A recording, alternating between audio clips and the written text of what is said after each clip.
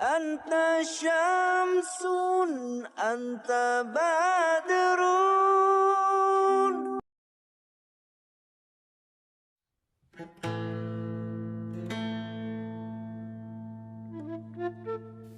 Ma asa kamari abdi eak-eakan disusuan, dimandian, dibedakan, dieyong-eyong, bahkan diayun ambing. Ma ayeuna abdi geus gede, bahkan abdi tos dewasa, geus nyaho naon arti hirup di dunia. Ma muga emak tiasa mukakeun lawang hampura kanggo abdi. Ma abdi sadar najan salat abdi mang rebu-rebu rakaat, sedekah abdi mang juta-juta, ibadah haji abdi mang puluh-puluh kali, tapi aya ngagoreskeun hate emak, moal aya gunana salat abdi, moal aya gunana sedekah abdi, moal aya gunana ibadah haji abdi. Sadayana teu aya guna di payunan Gusti. Ma abdi rumasa loba dosa ka emak. Ma hampura goreng adat lalampahan abdi anu kungsi nganyerikeun hate emak anu asa diturihan ku hinis. Ma hampura abdi nu nepikeun ka ayeuna abdi teu acan tiasa jadi jalma anu dipiharepkeun ku emak. Abdi teu acan janten murang kali kebanggaan emak. Rumasa diri masih sering ngabebanan emak jeung apa, ngariripuhkeun, ngarireueuhan. Hampura ma abdi nepi detik ayeuna can tiasa ngabagjakeun emak, tak can tiasa mulang terima kana kasayan emak. Emak danget ayeuna abdi mung tiasa ngadoakeun muga emak dipaparinan kasehatan, tur umur anu panjang, tur barokah. Pak abdi asa anyar keneh kamari digaganong ku bapa. Pak ayeuna abdi geus gede, geus nyaho, geus ngarti naon anu harita diucapkeun ku bapa. Nepi ka detik ayeuna masih nongkoreng dina cepil abdi naon anu pernah diucapkeun ku bapa.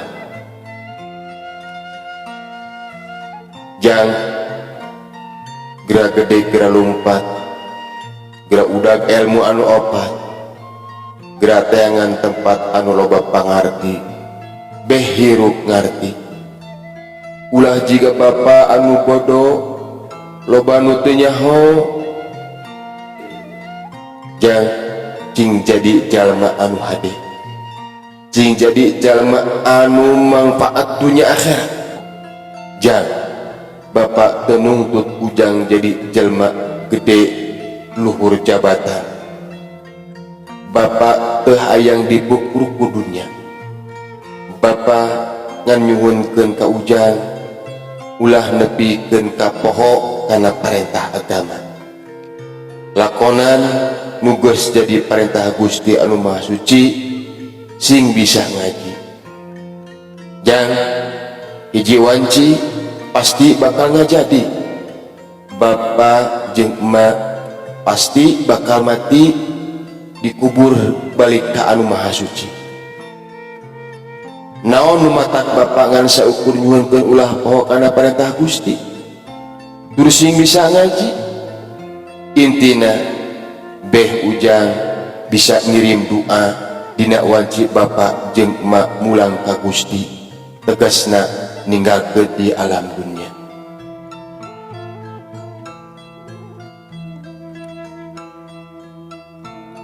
Ya Allah, Gusti Pangeran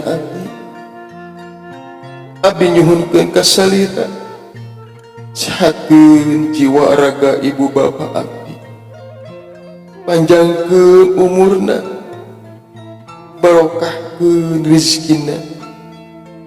Ya Allah, teu aya nu bisa ngabandingkeun jasa pengorbanan nu salaku jadi indung jeung bapa.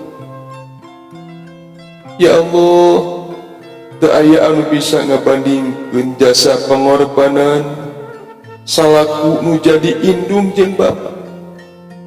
Rumasa nepikeun ka ayeuna abdi salaku nu jadi anak nu tos digedekeun ku anjeunna tacan tiasa ngabagjakeun. Kabukti nepi ka ayeuna nu jadi bapa, ti isuk nepi ka sore buntang banting tulang neangan naon nu bisa keur nyambung kahirupan. Dina waktu usum hujan nya kahujanan, nepi ka baju basil kahujanan, nepi ka amprok jeung tiis, nepi ka ngadeg-deg.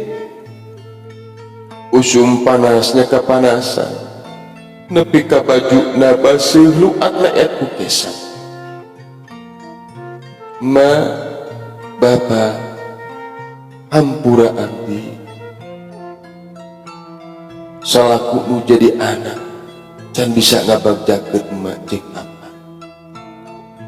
Ya Allah, kasaha deui iwati ka anjeun Gusti Pangeran abdi anu sajati.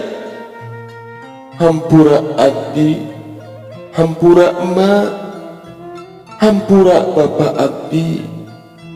Ya Allah, abdi nyuhunkeun kasempatan keur abdi sangkan abdi bisa ngabagjakeun emak jeung apa. Sehatkeun jiwa ragana ya Allah, panjangkeun umurna ya Allah. Allahumma ighfirli wa liwalidayya warhamhuma kama rabbayani saghira.